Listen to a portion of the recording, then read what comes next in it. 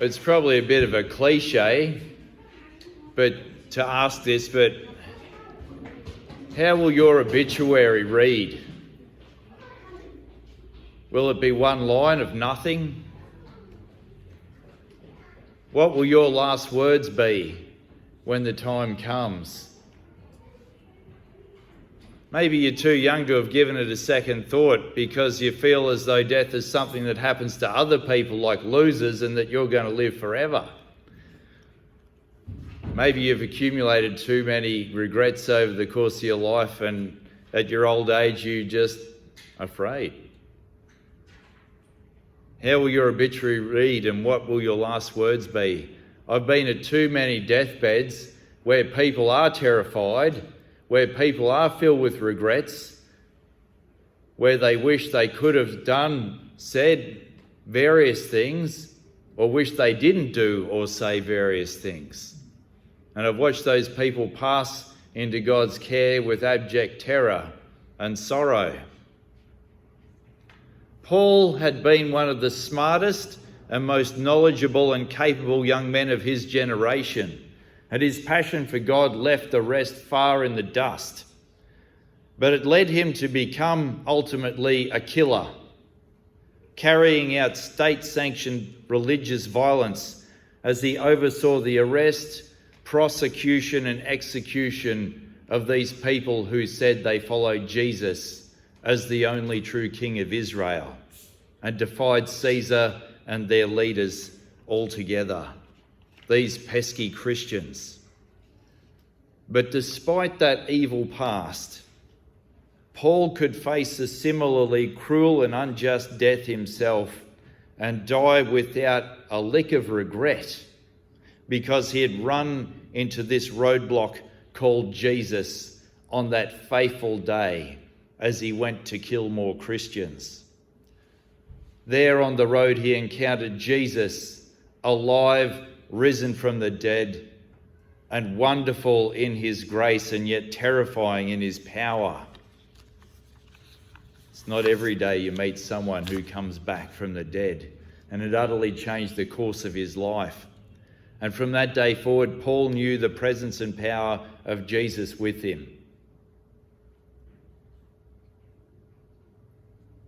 So now, in this second letter to his young mate Tim, he writes his last will and testament, giving his young mate Bishop Tim, from prison mind you, a message of encouragement. Go home and read the whole thing in one sitting. These are the highlights. He begins by saying, my time's up, Tim, but you need to hear this stuff. Don't be a timid Timmy, a coward. You have a spirit of power and of love and of self-discipline. Light a fire under your backside and get busy for God. Be strong in the grace of Jesus.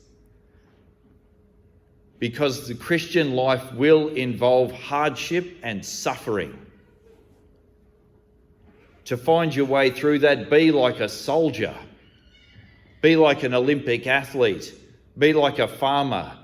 Disciplined, hardworking, expectant, pushing through the pain to get the victory, to get the reward. Be the right tool for this job of ministry, made of faith, love, peace and righteousness. And stick with the scriptures because they contain everything necessary for your salvation and the salvation of others.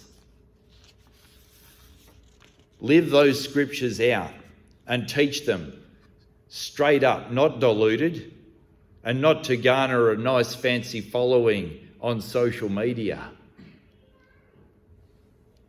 Paul then concludes his letter by letting go of what could have been a serious grudge against Alexander the coppersmith, the guy who was so alarmed at seeing the downturn in trade for tourism in Ephesus that he tried to get Paul lynched. He says, watch out for that guy, but you know what? Let the Lord deal with him. He could have been there, Lord, wipe him out, bump him off. Or he could have been setting up opposition to him, but instead he lets it go. The Lord will repay him. But he knows as a former evil man, as a killer, that the Lord will probably repay him by forgiving him. And so Paul, as one of his last acts in this letter, he forgives his good mates who abandoned him when his life was on the line, when he was on trial for his life. He says, Lord, don't hold that against them. Paul can do all of this because Jesus saved him. He can face a martyr's death without grizzling and whinging because Jesus saved him and was with him. Salvation from Jesus is a gift, and it is the power behind the universe itself. What are you going to do with a gift like that? The Christian life is a fight. It is a race. But you and I, we want it to be like a holiday. We want it to be easy street. We don't want it to be hard work or suffering. The trouble is, throughout the church's history, we find that sometimes, maybe even quite often, unless God's people are suffering, they ain't doing it right. And if they aren't facing hardship and opposition, maybe they ain't doing it right. Because one of the great catch cries of the Old Testament was, woe to you, you prophets, if people speak good of you and you're saying things that people want to hear. We testify to the truth that God created all things. We testify to the fact that God made all creatures and made us man and woman. We testify to the fact that God came in flesh and looked us in the eyeball and took the worst evil we could throw at him, even death itself, and rose again. And that this one is now in charge of all things and is alive and active and surprising people left and right throughout the world. This is not a message that everyone wants to hear. And that this King of the universe insists that we forgive one another and show generosity and grace to one another instead of attempting to murder one another. That is a message that is not going to find a fair hearing in every place. So if you die today, will you be ready with no regrets? If you die today, will you do so in terror and afraid? Or with the confidence of a forgiven persecutor and killer of the church?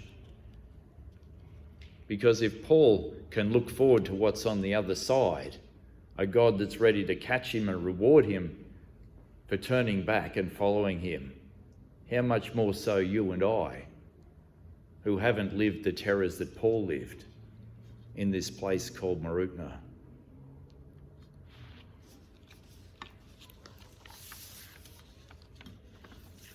May Paul's words be ours when the time comes. As for me, I'm already being poured out as a sacrifice, and the time for my departure has come. I have fought the good fight, I have finished the race, I have kept the faith. From now on there is reserved for me a crown of righteousness, which the Lord, the righteous judge, will give me on that day. Not only to me, but also to all who have longed for his appearing. Hear the word of the Lord. Thanks be to God.